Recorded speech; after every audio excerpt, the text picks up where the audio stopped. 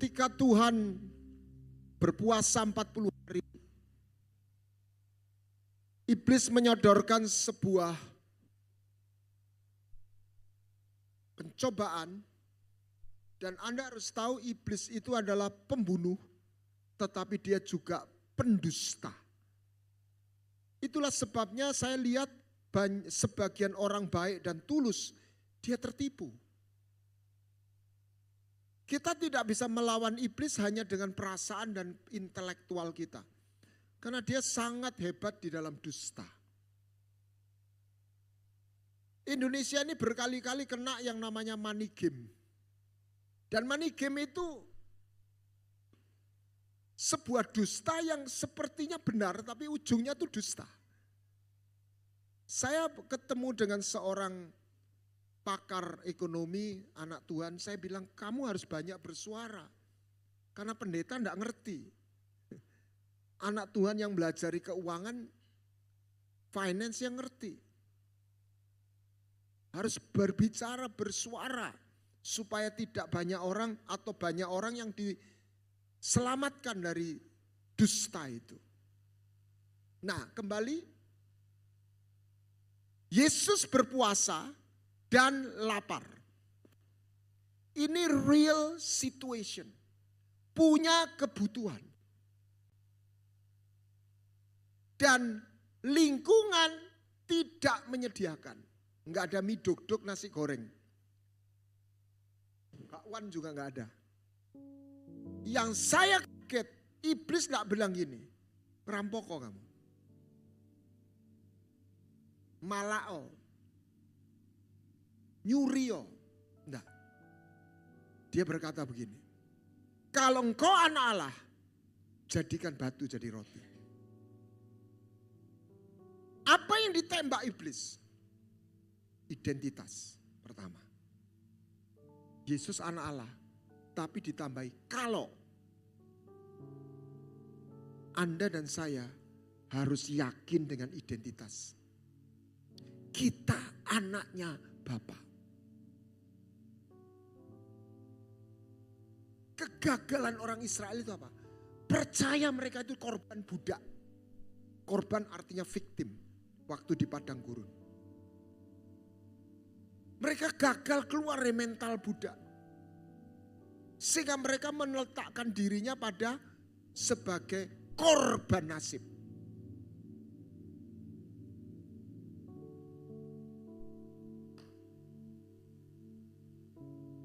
Kenapa anak hilang-hilang? Gagal punya hati anak. Identitas. Yang kedua tadi itu. Dia tidak selalu menawarkan sebuah pelanggaran moral. Yang dia mau katakan, kamu lapar, nggak ada orang jual, aku juga nggak minta kamu ngerampok atau mencuri. Jadikan batu jadi roti. Artinya, kebutuhan itu di atas segala-galanya. Wah itu, perhatikan jawab Yesus, Matius 4 ayat 4. Manusia tidak hidup oleh roti saja, saya ganti, kebutuhan saja. Tetapi oleh setiap firman. Apa itu firman? Kebenaran. Jadi judul perenungan ini adalah kebutuhan lawan kebenaran.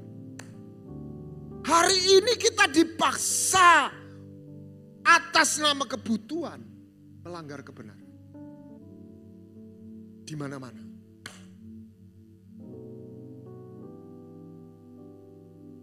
Tuhan mengingatkan kita harus belajar hidup digerakkan oleh kebenaran yang memimpin. Dan kebenaran itu menjadi satu kekuatan untuk memenuhi kebutuhan. Tuhan petakan bahwa itulah kehidupan manusia di dunia ini. Semua bangsa mencari apa yang butuh makan, minum, sandang, pangan, papan.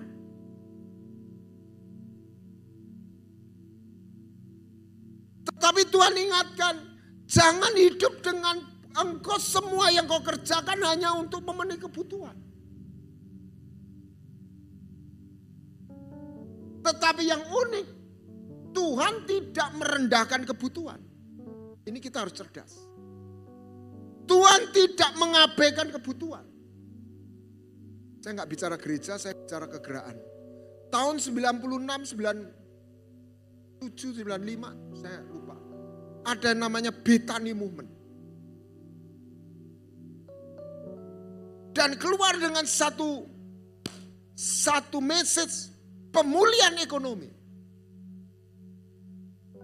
Saya ketemu orang-orang yang utang gak bisa bayar, doa malam di Manyar, mengalami pemulihan. Dan terjadi kegerakan, menimbulkan goncangan. Saya sadar, artinya begini. Banyak orang capek dengan pesan, miskin di bumi, kaya di sorga. Saya belajar di Alkitab. Ternyata tidak demikian. Manusia tidak didesain untuk melarat. Katakan amin. Yesus datang supaya kita finding back, menemukan kembali desain kita. Tetapi ketika berita pemulihan ekonomi, saya nggak nuduh gereja apa, itu menjadi tujuan dan berita yang terus didengungkan. Saya khawatir terjadi pembeloan. Karena kerajaan Allah bukan soal makan minum. Kerajaan Allah bukan soal kebutuhan. Tetapi kerajaan Allah memenuhi, sumber memenuhi kebutuhan. Saya sudah bagikan. Kalau saya kasih Anda nasi goreng di piring, piring itu bukan nasi goreng. Tapi piring itu dibutuhkan sebagai provisi untuk membawa nasi goreng itu nyampe. Amin. Kebutuhan itu Tuhan tidak abaikan. Makanya dia sampai ngomong begini. Bapak mana yang anaknya minta roti dikasih batu? Burung aja aku pelihara. Tapi realitanya ada manusia yang mati kelaparan. Kenapa? Karena Tuhan tidak menemukan iman.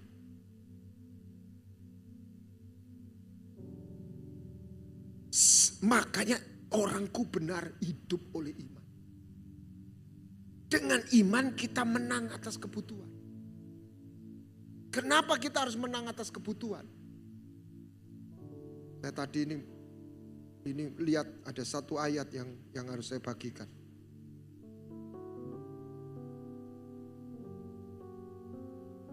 Mana?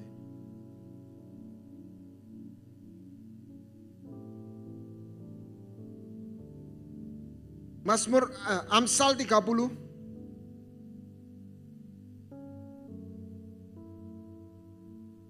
ayat 7, 8 dan 9. Dua hal yang aku mohon kepadamu jangan kau tolak sebelum aku mati. Yakni jauhkan daripadaku kecurangan dan kebohongan. Ketika anak saya menikah, saya memberi pesan. My son, success a good thing. But be a man of value more than a man of success. Steve Jobs di akhir hidupnya dia menyadari. Semakin kita tua dan apa bedanya jam $30 dengan $3.000? Sama-sama cocok.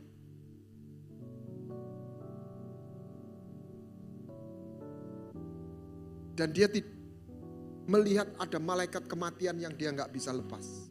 Sayang dia gak percaya Yesus. Itu orang pinter berhikmat. Dia memberi pesan tentang makna hidup. Jangan ajari anakmu untuk ingin kaya. Ajari dia menemukan kebahagiaan dan makna. Itu betul sekali. Saya punya teman yang dari orang kaya jadi konglomerat. Tiap kali dia mewawancari anak muda, keinginannya cuma satu, 90% generasi muda yang dia temukan di Indonesia. Apa tujuanmu? Pengen sugih.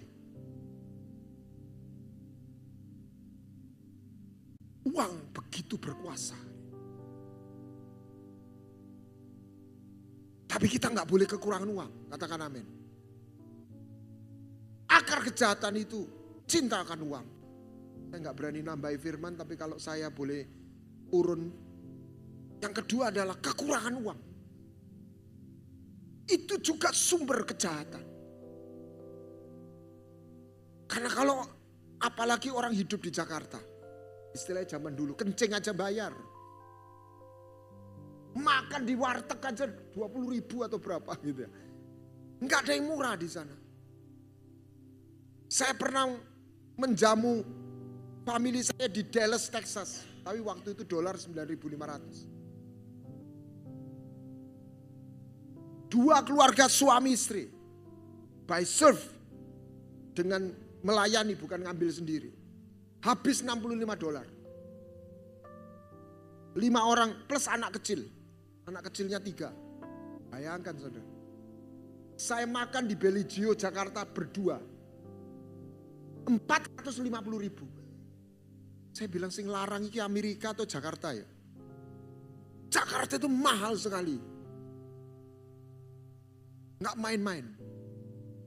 Jangan hidup di Jakarta kalau nggak kaya. Menderita. Tapi kalau kaya, apa saja ada.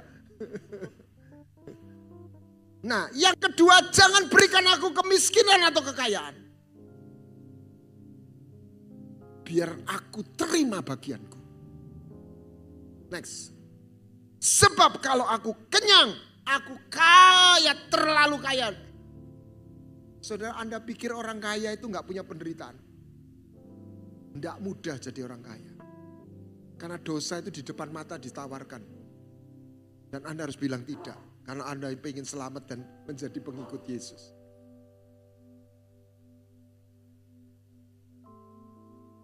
Banyak orang dikasih kekayaan sedikit sudah kolaps. Istilah saya kuat melarat, tidak kuat sugih. Dia sadar. Janganlah bikin aku, kalau saya bahasakan, terlalu kaya. Sehingga nanti aku lupa engkau. Saya bahasakan. Tapi jangan buat aku miskin. Amin. Nanti aku mencuri.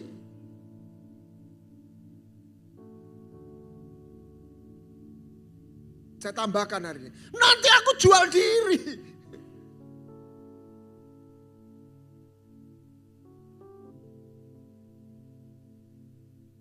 Saya tidak ngerti hari ini. Kenapa banyak orang terjerat pinjol. Saya pikir karena di aplikasi ada. Tetapi saya melihat ada satu sekolah dekat gereja. Dan itu dari luar daerah. Ikut singer, tapi tiba-tiba ketahuan dia jual diri. Karena tidak punya uang. Kita ini terlalu steril, nggak tahu ada aplikasi mucikari.com. Saya pikir ada yang nawari. Dulu waktu saya sekolah, teman saya yang dablek juga ada. Tapi nggak kepikir anak muda jual diri, betul ya? Yang umur 50 kan, nggak ada Bapak Ibu saya. Hari ini orang muda, gadis, itu bisa kepikir jual diri, betul ya? Saya ngomong ini bukan menuding. Bukan saya merasa lebih baik, tidak. Tapi bagaimana dosa itu ditawarkan lebih canggih. Kenapa kamu seperti itu nak kalau ditanya? Ya gimana Pak, saya terpaksa karena tuntutan ekonomi.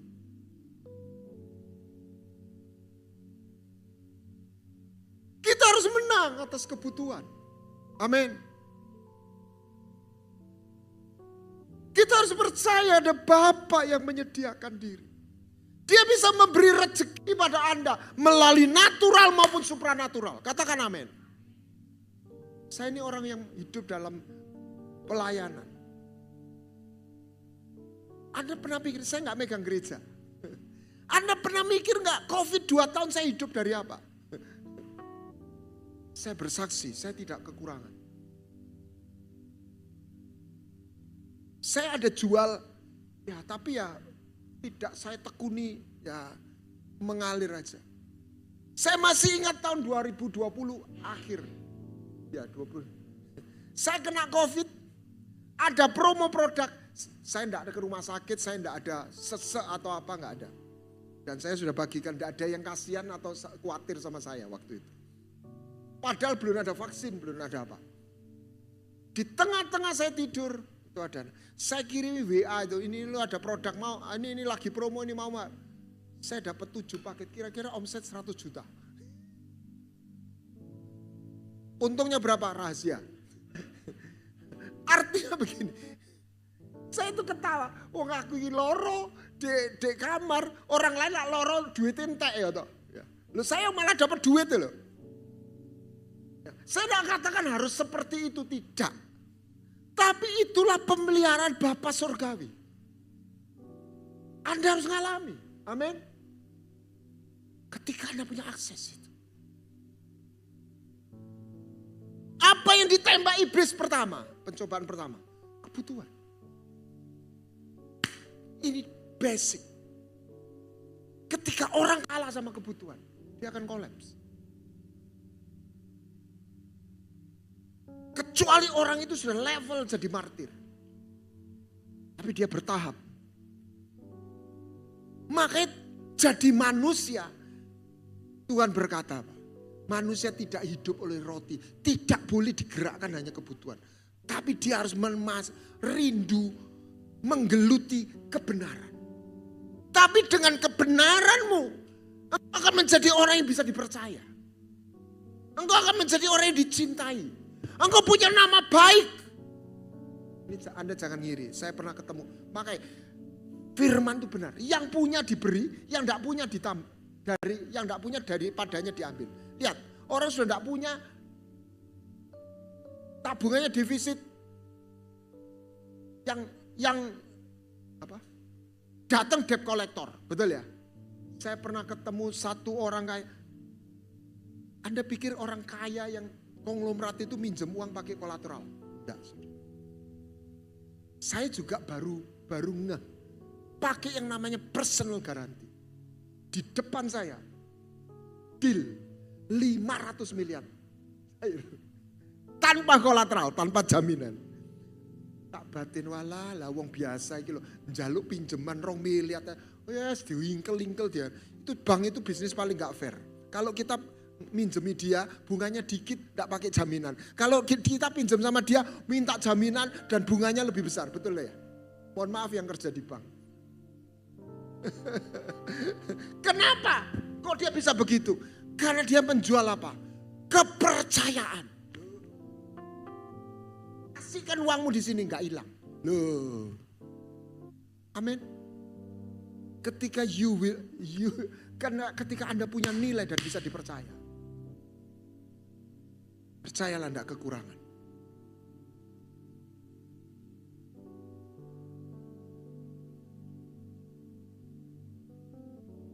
Doa Bapa kami, hal pertama apa?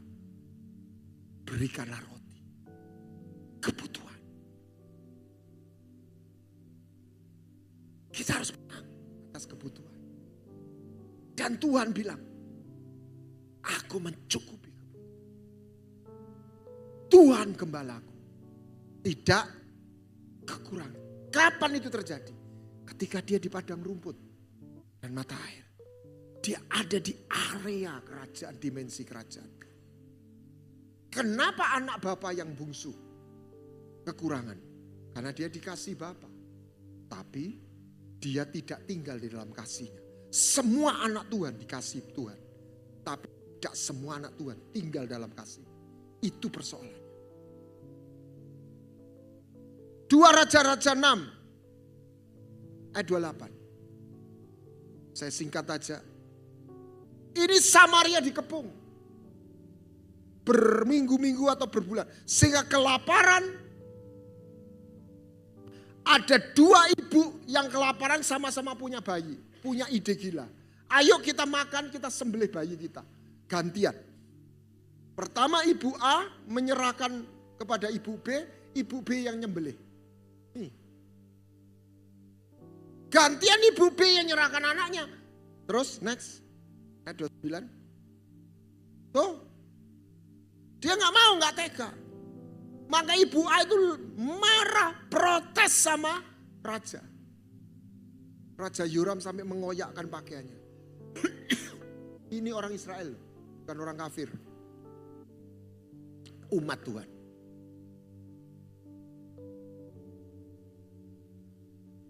Kenapa? Enggak ada iman. Tuhan berkata, Lukas 4 ayat 25. Zaman Elia, ada banyak perempuan janda di Israel. Krisis ekonomi. Enggak ada yang mengalami pemulihan. Kecuali ayat 26. Janda di Sarfat. Saya dulu pikir Tuhan itu hanya nolongi janda di Sarfat. Tidak. Tuhan mau nolong semua. Tapi Tuhan hanya temukan iman dalam hidupnya janda di Sarfat. Salah satu saya sudah bagikan. Dia memberi space, ruang untuk peduli orang lain. Di tengah-tengah segala kesulitan kebutuhan. Dia mau bagikan roti kepada Elia. Dia peduli. Paling tidak kasih minum dulu.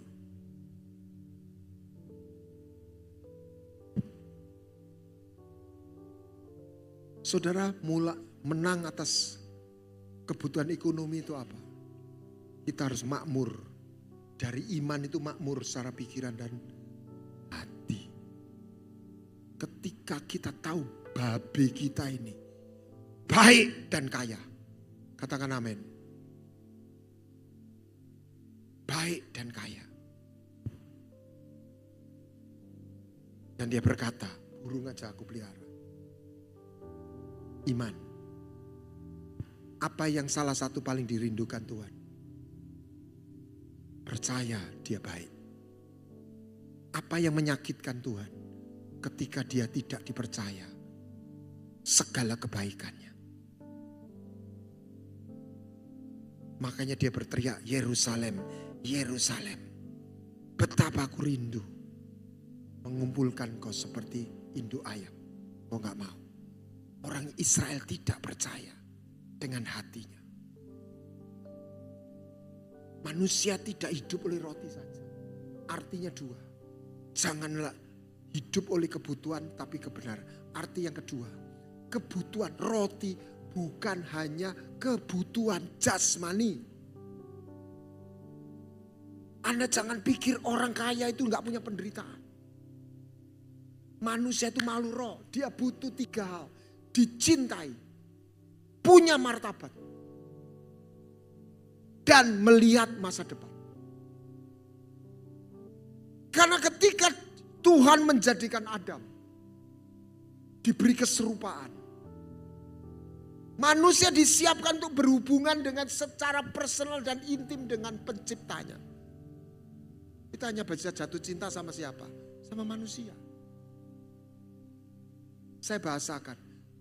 Tuhan itu mencintai, mengasihi semua makhluk. Tapi dia sayang hanya sama manusia. Hanya manusia yang ditebus. Serupa dengan dia. Berkuasalah. Manusia diciptakan dengan kemuliaan.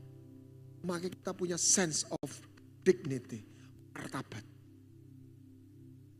Saya gak ngomong sombong. Sesederhana apapun. Orang dia butuh martabat.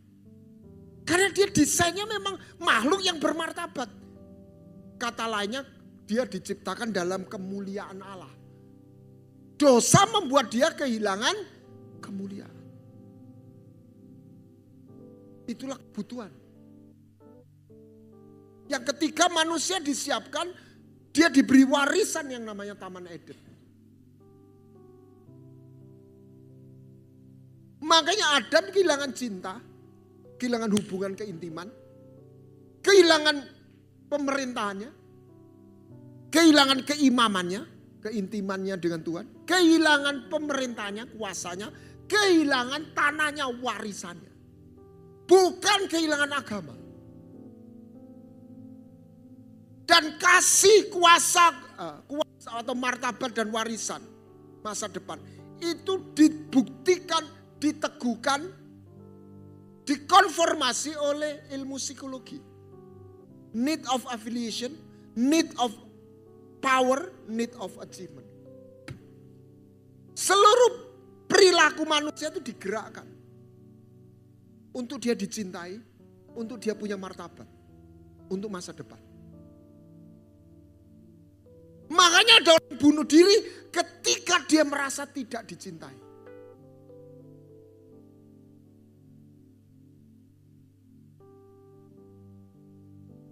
Makanya ada orang bunuh diri ketika merasa martabatnya dirusak. Dan dia kehilangan martabat. Makanya ada orang bunuh diri ketika dia merasa tidak punya masa depan lagi. Saya bisa bayangkan perempuan yang diseret di tengah jalan. Dia sudah kehilangan identitas, status cinta. Dia sudah gak punya martabat, dia gak lebih seorang seonggok sampah. Malunya kemana? Coba bayangkan, diseret dalam keadaan setengah telanjang.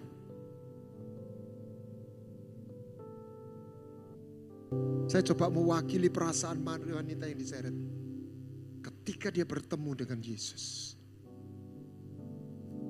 Satu sosok di mana kepenuhan Allah itu ada di dalam dia.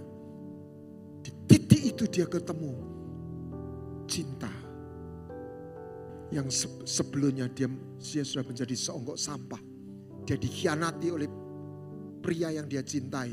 Kan berzina. Dia diludahi oleh ahli Taurat dan masyarakat. Dia sudah gak punya martabat. Dengan status seperti itu, dia gak punya masa depan. Sebuah perjumpaan. Menemukan dirinya lagi. Menemukan martabatnya. Itulah Yesus. Itulah modal hidup kita.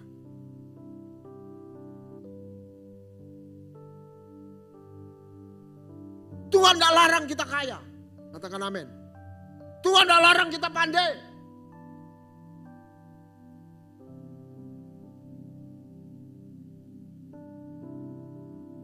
Tapi Anda jangan bermegah atas kepandaian, kekayaan atau apapun juga. Satu lagi untuk ibu-ibu. Tuhan tidak larang Anda cantik. Katakan amin ibu. Tapi jangan bermegah karena kecantikan, karena kekayaan, karena kepandaian.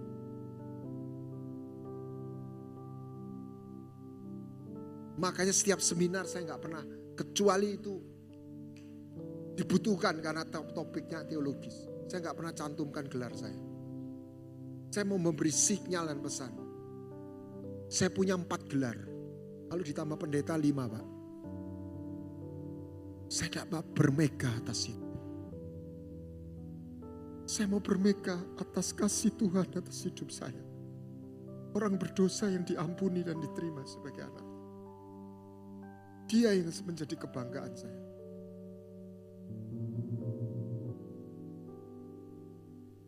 Saya bisa diangkat seperti saudara sama seorang yang dulu dilawat Tuhan sekarang jadi konglomerat. Kita pernah duduk-duduk di Hotel Shangri-La. Dan dia ngomongnya ngelantur gini. Bro, kamu sebulan butuh berapa? Aku nih setiap bulan tuh oleh akeh loh bro. Lah iya dasar orang kaya. Pabriknya belasan. Ya pabrik itu saya diberi gaji. Itu belum untungnya loh bro. Ya. Berapa gitu? Sekian, hampir 1 M. Itu gajinya dia. Hampir 1 M. 8, itu berapa tahun yang lalu. Sekarang udah gak tahu. Dia bingung ngeluarin duit, bukan dapat duit. Kamu berapa? Saya sebutkan.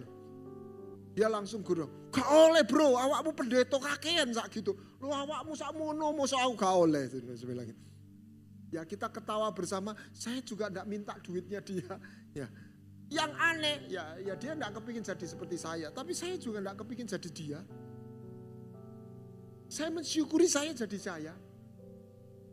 Ya kalau dia mau jadi saya, mau duitnya gak ono di mata dia. Ya. Tapi saya juga gak kepingin jadi seperti dia. Saya gak kepingin jadi dia. Saya bersyukur saya jadi saya. Anda jadi Anda. Karena Tuhan itu cinta Anda, karena Anda itu adalah Anda. Katakan amin. Dan Anda itu limited edition. Amin. Bapak, aye anakmu B. Tapi di dalam hubungan ini tersimpan seluruh berkat yang mencukupi kebutuhan. Cinta, roti, kebutuhan jasmani, kebutuhan akan kasih.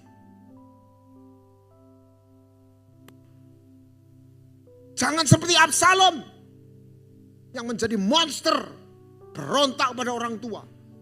Bapaknya mau dibunuh karena dia minta cinta. Dan bapaknya tidak kasih. Daud mengampuni Absalom, tapi Daud berhenti mencintai Absalom. Absalom frustasi. Anda lihat manusia butuh dicintai, bukan cuma roti saja. Ada orang-orang kaya yang kekurangan cinta. Sekali-sekali baca, di Google ada. Tidak ada pesta yang tidak berakhir. Oi Huilan. Itu anaknya konglomerat dari Semarang, Indonesia. Tahun berapa? Raja Gula. Orang paling kaya seluruh Asia Tenggara. Bukan Indonesia saja.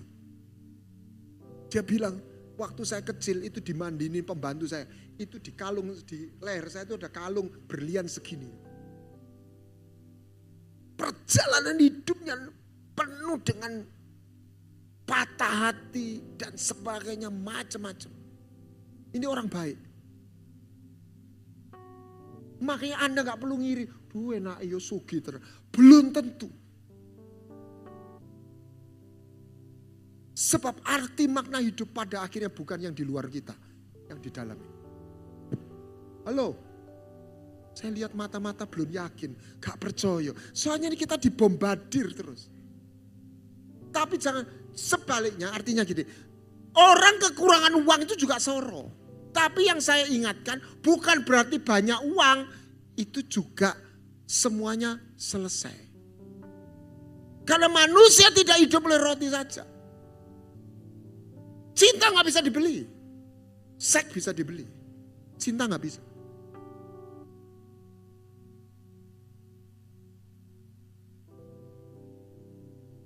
Dan kita butuh cinta. Amin. Yesus datang supaya kita menemukan kasih yang sejati. Perempuan yang berdosa yang seperti sampah ini. Jadi penyembah yang luar biasa. Amin. Untuk itu tidak boleh berhenti pada belief system, doktrin. Tuhan itu baik, Tuhan itu kasih. Anda harus menemukan hubungan. 2 Korintus 13 ayat 13 atau 14. Tolong ditayangkan. Makanya ada Bapa, Putra, Roh Kudus. 13 ayat 14. Kasih karunia Yesus, kasih Allah Bapa, persekutuan Roh Kudus. Saya sudah bagikan. Supaya kasih Allah Bapa itu diwujudkan dalam kasih karunia, supaya menembus batas waktu kita berdosa, kasih itu nyampe. Sehingga perempuan yang layak seperti dalam hukum Taurat dirajam, dia menerima uluran tangan dan kasih dari Kristus. Kalau dia ketemu Allah Bapa, mati kobong dia. Karena dia najis. Dan Yesus naik ke surga, di mana Anda dan saya menemukan wujud kasih. Saya tidak bicara tentang tulisan kasih, gambar kasih, wujud kasih. Persekutuan Roh Kudus. Baterai saya lowbat misalnya. Di sini ada listrik. Apakah baterai lowbat ini terisi listrik otomatis? Tidak. Saya harus punya charging. Saya harus temukan stop. Itulah jebakan para teolog. Dia bicara tentang konsep-konsep. Pada akhirnya tanpa hubungan. Nothing. Hanya ketemu tulisan. Yang ngomong ini pengajar. Tapi saya katakan, kita tidak boleh mensakralkan pengajaran. Sama seperti kita tidak boleh mensakralkan kekayaan. Kita tidak boleh mensakrakan, mendewakan pengetahuan. Karena kehidupan hanya terjadi ketika Anda terjadi connection dengan sumber hidup ini. Melalui Roh Kudus, persekutuan Roh Kudus. Kasih Allah tidak mengecewakan. Harapan tidak mengecewakan. Coba dicari itu. Roma 5. Harapan tidak mengecewakan. Karena kasih Allah dicurahkan dalam hati kita oleh Roh Kudus. Di mana Anda temukan kasih? Roh Kudus. Kasih Yesus itu dialirkan lewat Roh Kudus. Kita akan menemukan kasih. Kita akan menemukan martabat.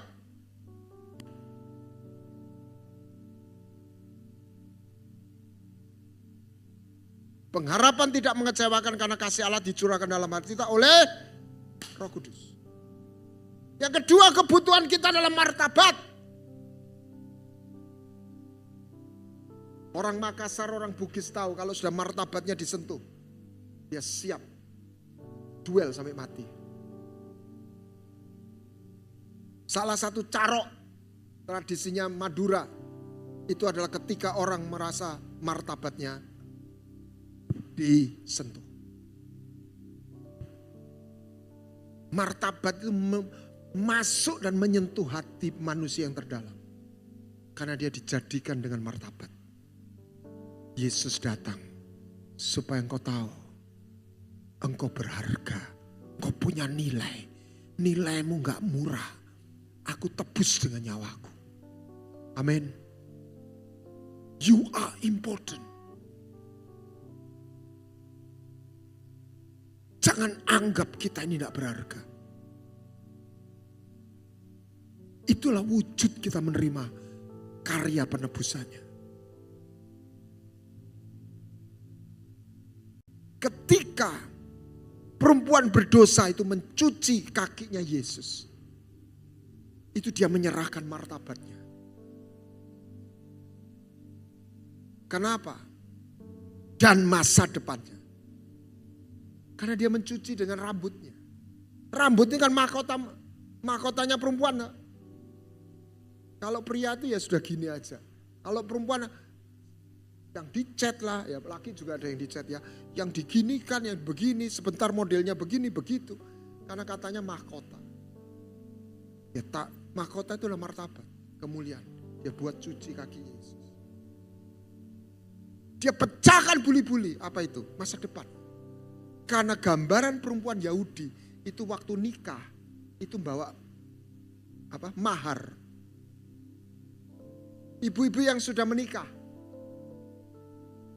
kalau pakaiannya putih itu bangun jam 3 pagi mungkin ya. Jam 4 atau jam 3 pagi. Kalau bapak-bapak tenang aja jam 7 juga gak apa-apa. Pakai jas. Apalagi yang pendeta. Tiap minggu bisa pakai jas. Ya toh. Tapi kalau ibu-ibu kan gak tiap minggu pakai pakaian pengantin. Kalau bisa seumur hidup sekali. Betul gak? Kok diem semua? Betul ya Bu ya?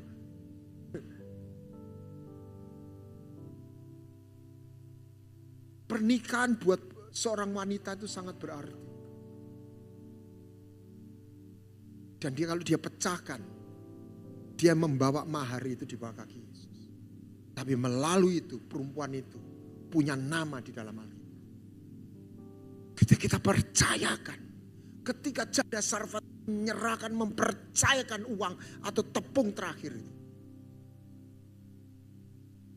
Sebelum Anda dan saya makmur secara jiwa dan tubuh, Anda harus makmur dalam hati dan roh dan pikiran. Apa tandanya? Tidak medit. Simple. Orang yang mentalnya miskin atau melarat itu medit. Kayak aku apa? Kayak aku apa?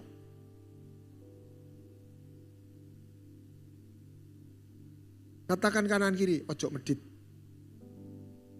Itu sudah. Jangan medit. Jangan apa-apa itu hitungannya jelimet. Give. Yang menabur banyak tidak kekurangan. Yang ngirit-ngirit tidak berlebihan. Tapi ya jangan boros yang tidak perlu. Give. Mengampuni itu forgive. Mengucap syukur itu give. Give. Itulah makmur. Ketika Anda makmur di sini, hidup Anda juga makmur. Amin. Amin. Itulah modal kita. Itulah kebanggaan kita.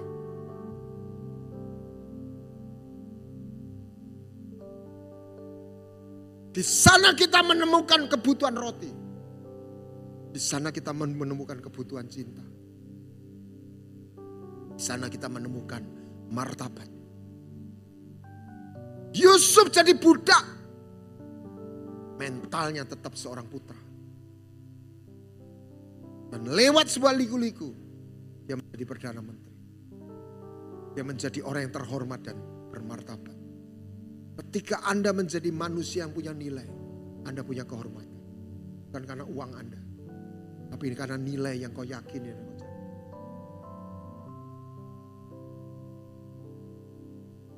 Itu cari Tuhan. Carilah hikmat. Hiduplah dalam nilai. Kekayaan di tangan kananmu, kehormatan di tangan kiri. Kita harus yakin. Dan apa yang kita terima bukan untuk diri kita sendiri semua.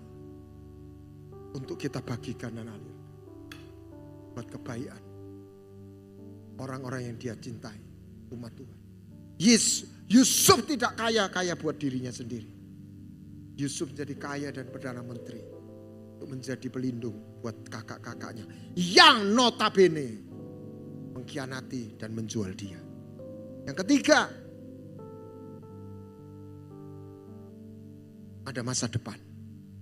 Sampai putih rambutmu pun aku tetap menggendong dia. Aku menggendongmu. Amin. Jangan pernah jadi tua hatimu dan roh. Biarlah engkau selalu jatuh cinta.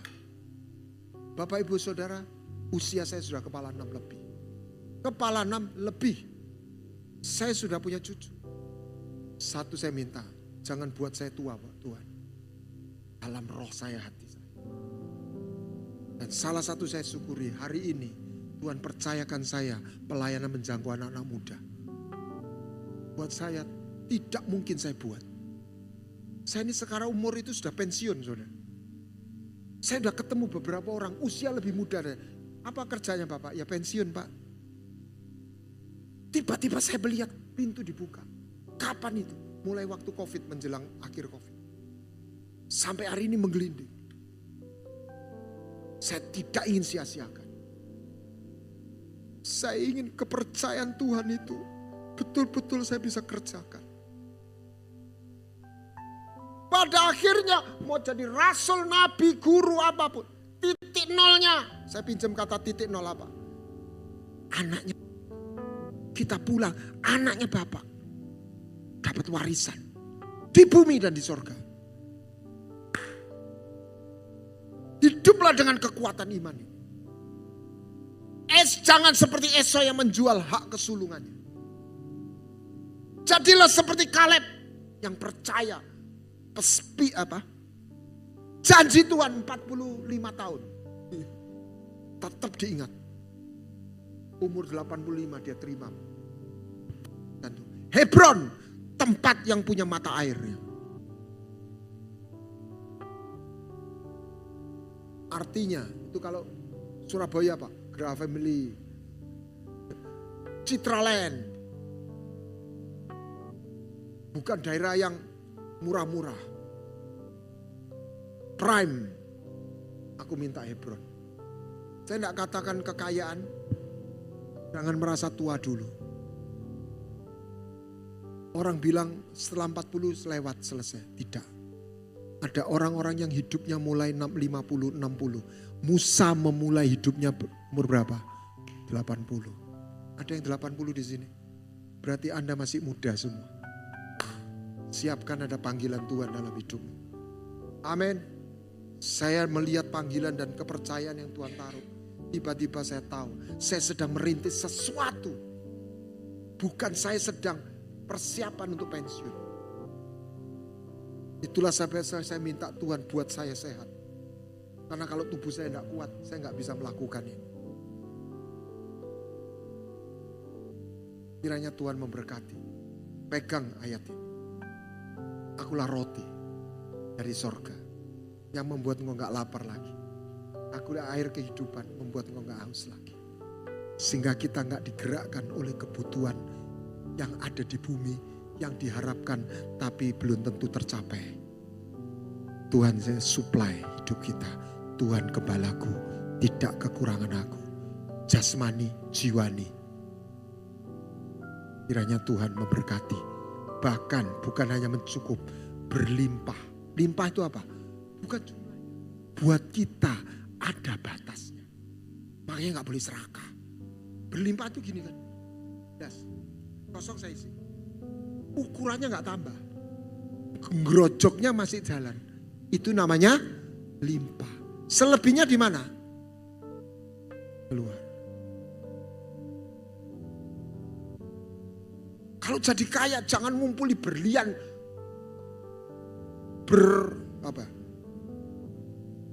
Kotak demi kotak.